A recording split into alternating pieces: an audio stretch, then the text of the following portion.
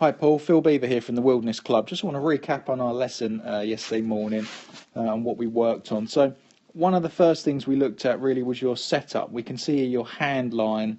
You draw a line on your hands there and then a line on there, Alex Norrin on the right.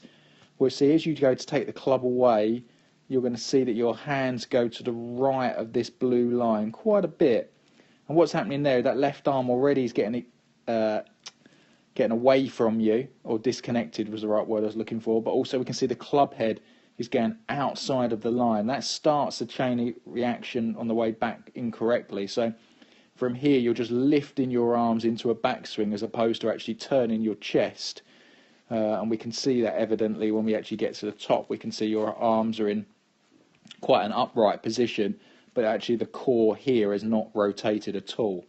If we look at Alex here on the right, you'll see as he goes to take the club away, you're going to see that his hands move inside that line quite early. So we can see there his hands stay on that line, move in, and then when his hands reach the same position as you, halfway back, we can see, one, the shaft is in a flatter position, but also, two, the hands are in a deeper position, so they're a bit more behind him. And because his arms are working a little bit more around, you can really see here his core is rotating. So even at that point there, his middle of his belly button's probably pointing here, where yours is still pointing that direction where you haven't turned. So first move for you, Paul, is definitely to feel like your hands move towards your right thigh on the takeaway, trying to get the hands in a little bit earlier, and that just gets you in a better position at the top.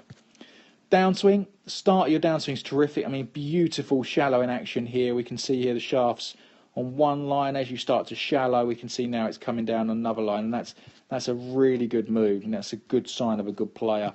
Even at this frame here, it's really good. Shafts cutting through the right forearm. If we look at Alex again here on the right, you'll see as he unwinds, you'll see the shaft shallowing, and you and him at this position are exactly the same. So really solid position there from you, Paul. Really like it.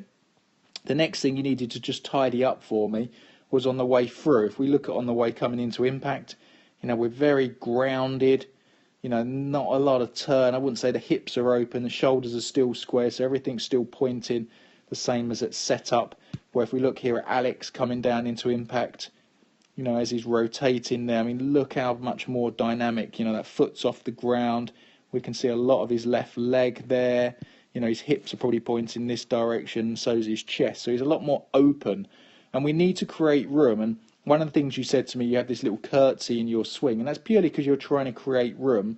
And the way you do it, Paul, is by dipping into the shot as opposed to rotating. So even at this frame here, the ball's taken off somewhere up here, but look how stuck you look.